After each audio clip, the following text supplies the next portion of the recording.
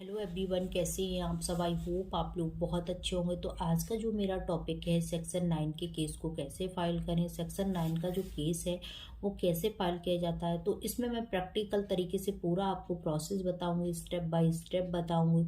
उससे पहले मेरी एक रिक्वेस्ट है, अगर आप मेरे चैनल पर न्यू आए तो मेरे चैनल को सब्सक्राइब करें। वीडियो अच्छा लगे तो इसे लाइक करें, शेयर करें, कमेंट करें। ये मेरा जो वीडियो है ये न्यू एडवोकेट्स के लिए बहुत हेल्पफुल होगा। कभी कभी क्या होता है, जब हमारा न्यू न्यू एनरोलमेंट होता है तो हमारे पास खुद का भी कभी कभी पर्सनल केस आ जाता है सेक्शन 9 का, हमें कोई आइडिया नहीं होता। तो इस वीडियो से आपको आइडिया मिलेगा कि हमें सेक्शन 9 का जो केस है वो किस तरह फाइल करना चाहिए, क्या क्या डॉक्यूमेंट्स की ज़रूरत होती है। ये सारी चीज़ें मैं इसमें आपको क्लियर करूँगी। तो स्टार्ट करते हैं, सेक्शन 9 की पिटीशन को हम कैसे फाइल करें। तो सबसे पहले तो हमें ये पता होना चाहिए सेक्शन 9 का केस है वो कौन डालता है, कौन डाल सकता है। तो सेक्शन 9 का केस है वो हस्बैंड डालता है, जब उसकी वाइफ अपने पेरेंटल होम मतलब अपने पेरेंट्स के घर चली जाती है, बिना किसी कारण के वापस नहीं आती है, तो उसको वापस लाने के लिए सेक्शन 9 का केस है वो हस्बैंड की तरफ से डाला जाता है।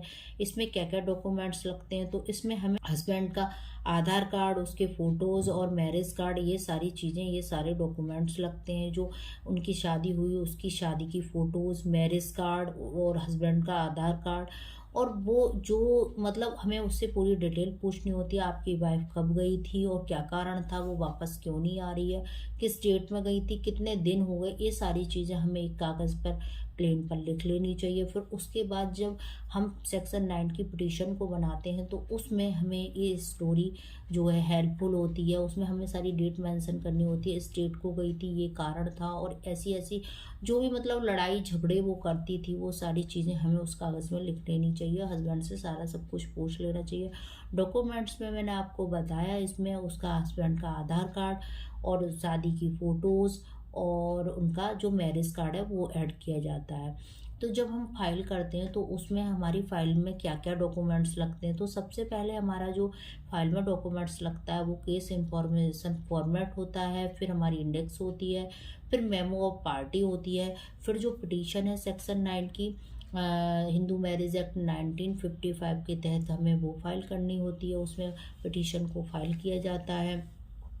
और उसके बाद क्या होता है, उसमें जो उसके फ़ोटोज़ हैं, मैरिज कार्ड है, और फिर उसके बाद लास्ट में वकालतनामा, ये सारी चीज़ें हमें उस फाइल में सारे डॉक्यूमेंट्स लगा दिए जाते हैं। उसके बाद फाइल को हमें अच्छे से अटेस्ट कर दिया जाता है। उसके बाद हमें ये सारे डॉक्यूमेंट्स फाइल में लगा दिए जाते हैं। उसके बाद हमें जो हस्बैंड है उसके जहाँ जहाँ साइन की ज़रूरत है वहाँ वहाँ साइन लिए जाते हैं। सारी जगह सिग्नेचर करने के बाद उसमें एक एफिडेविट भी लगाया जाता है। तो एफिडेविट को ओथ कमिश्नर से हमें अटेस्ट कराना होता है। अटेस्ट कराने के बाद फिर हमको वो फाइलिंग काउंटर पर देनी होती है। जो फाइल है हमारी ओरिजिनल वहाँ पूछना होता है, या तुम्हें पता हो तो ठीक है, न्यू न्यू नहीं पता होता तो वहाँ जाके पूछ लें कि सेक्शन 9 का जो फैमिली कोर्ट के मैटर हैं वो कहाँ मतलब फाइल होंगे। तो वहाँ वो लोग बता देते हैं कि यहाँ पर ये फैमिली कोर्ट के मैटर मतलब फाइल होते हैं, तो वहाँ जाके आप फाइल करें। वहाँ ओरिजिनल जो तुम्हारी फाइल है उसको वहाँ देना होता है, उसकी कॉपी रख लेनी होती है। उसकी ओरिजिनल जो हमारी फाइल होती है उसकी 3-4 कॉपी करा लेनी चाहिए। अगर वहाँ एक और कॉपी मांगते हैं तो उसके साथ एक कॉपी दे देनी चाहिए। यहाँ तक हमारा प्रोसेस होता है। उसके बाद वहाँ पे वो लोग डेट बता देते हैं। वहाँ पूछ लो किस डेट में ये मतलब लगेगी हमारी पिटीशन और किस जज के यहाँ पर लगेगी।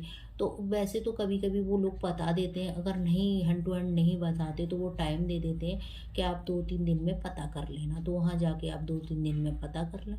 तो इस तरह से सेक्शन 9 की पिटीशन है वो हमारी फाइल हो जाती है। तो ये छोटा सा वीडियो था, आपके लिए हेल्पफुल होगा, प्रैक्टिकल था। तो अच्छा लगा है तो इसे लाइक ज़रूर करें, शेयर करें, कमेंट करें। Thank you.